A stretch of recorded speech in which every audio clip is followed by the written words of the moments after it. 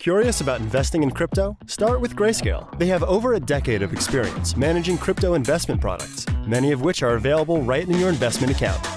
Search for a Grayscale product ticker today.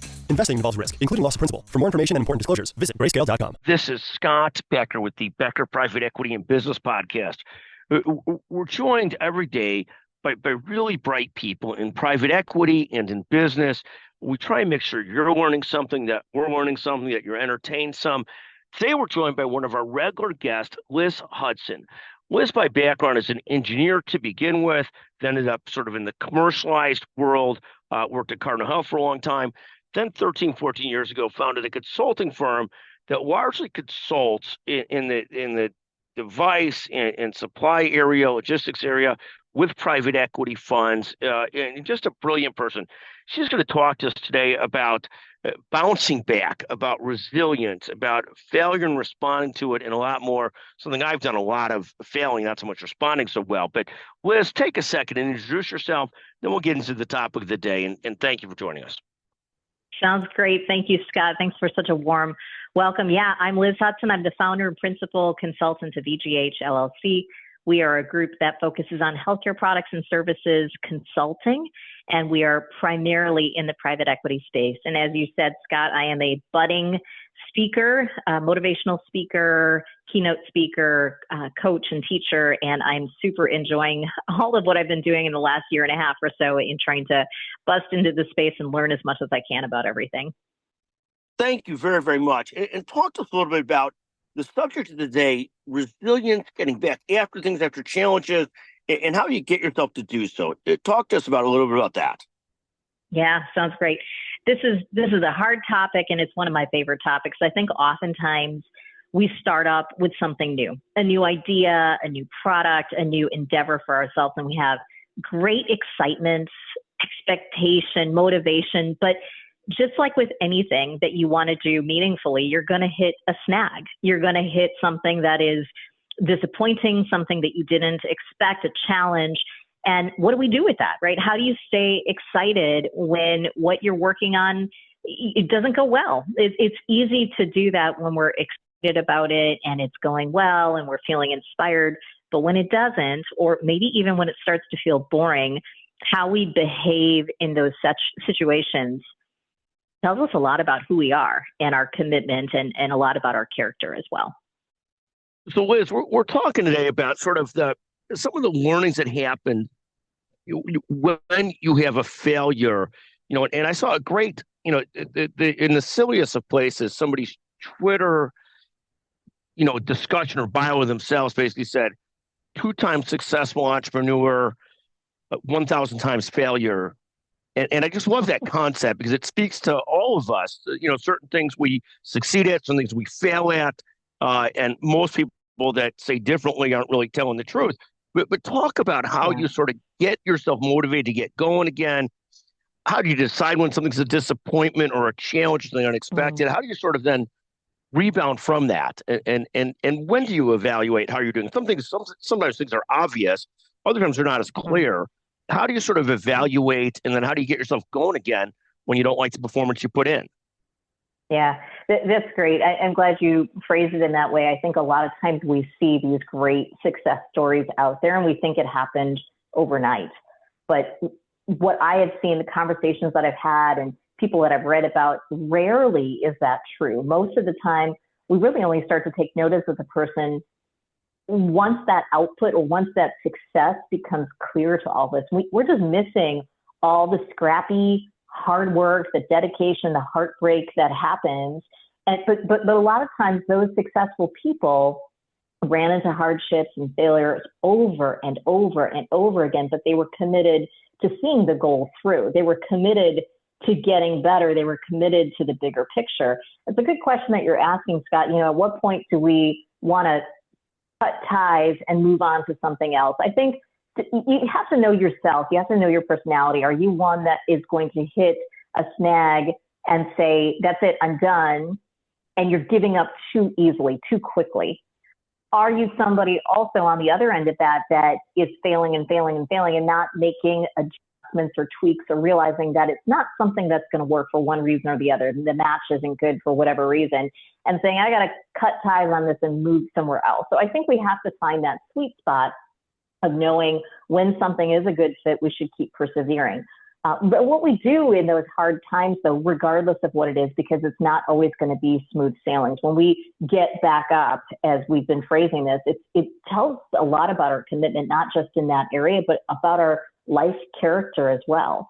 My experience with EGH was one where, I started, it was just me. It was a solo me, and I was kind of picking up projects here and there and just being as dedicated and diligent as I could. But I had plenty of failures along the way. But we just kept at it. We started to grow. We picked up more clients. We picked up more people within our firm. And that's what people see now. They go, wow, Liz, that's such a success. Well, there was 13 years that happened prior to that where it wasn't quite as successful, right? We had a lot of growth and a lot of skin knees that happened along the way. I think that's a beautiful story, because I think that's true in most situations. People have several years or periods of sort of getting it going, getting it moving. And it's not until they've gotten to a certain point that they really recognize the clarity of what they have to do to make it successful and to move it in the right direction. And it's in that intermediate period. You talked about the first 13 years. I think you had in one business the first 8 to 10 years, another business the first few years. And at some point, you got to decide, do I understand it now? And can I make this successful? Am I committed to it? Or is it time to move on to something else? I think that's also a fascinating discussion as well. Yes, absolutely. And, I think a lot of times, Scott, the really great learning and growth actually happens more so in the failure than in the success, right? The whole journey is a learning process for sure. But for me anyway, personally, I have found that if I am failing and I'm taking the time to process that failure, learn from it, grow from it, that's actually when I learn some things that I build into my process going forward. I get back up, I'm stronger, it's more robust. When I think about the competitive speaking that you had mentioned earlier, I had a moment early on in my practice where when you're talking competitive speaking, this is not one where you kind of riff along the way. You have seconds that count. You could be in or out. And I remember practicing one time in front of an audience, I completely lost my place, just blanked out, didn't know where I was going next. It was awful. And what felt like an eternity for me was a second. But what happened after that was I quickly learned some really powerful strategies for how to recover in a situation like that. So though that was terrifying and it was awful, and I would call it a failure in the moment, because I allowed myself to process that and learn from that and build some things into that, now that's something that pretty rarely happens for me, because again, I built some new things into my practice in how I do that going forward. No, fantastic. And it also doesn't happen because you're confident you can recover from it. So it's almost less likely to happen because you know you can get back on track right away if you do so well. Yes, that's right. That's exactly right. And let me talk to you about another thing. Let's say many of us have the same errors that we tend to make regularly, and sort of recognizing that we're in that phase and trying to rebound from it. Any thoughts on that? I mean, I certainly see that with myself, where it's the same types of errors I make, not often, at least in certain sports, certain businesses, stuff like that. It's not the new error, it's the same error, and usually I can make the pivot and adjust once I see it.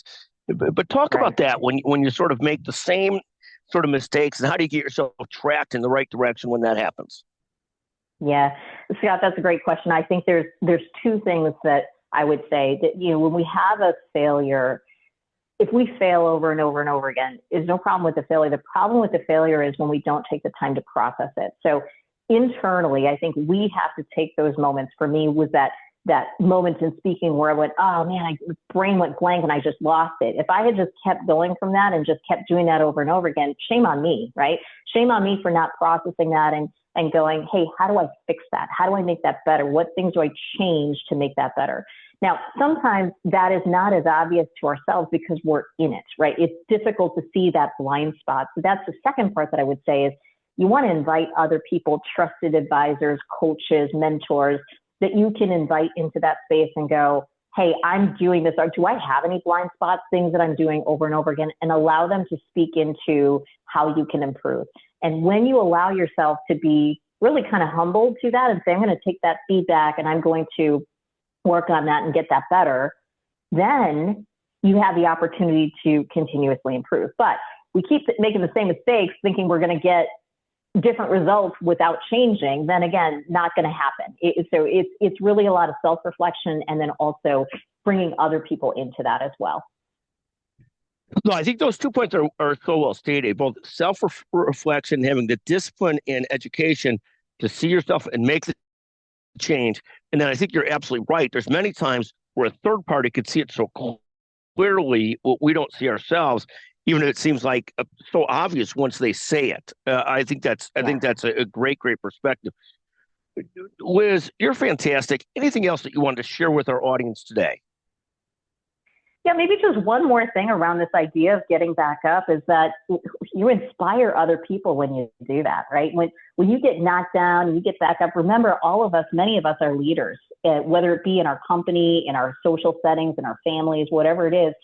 You've got to make sure you get back up, not just for yourself, but you've got to get back up for all those people that are watching you, because you're inspiring them, you're teaching them, you're leading them. And so in my mind, as leaders in particular, we owe it to the people around us, to the people that we're leading, to get back up, because that's inspiration. You think about a Kobe Bryant, for example, who just, was so gritty in his tireless effort and practice.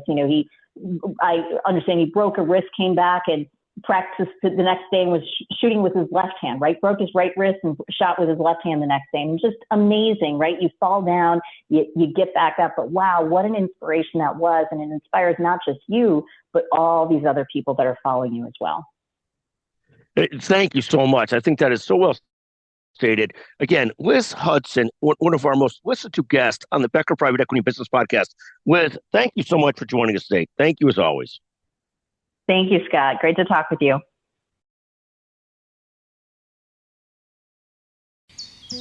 The sun's shining, birds are singing, and all feels right in the world.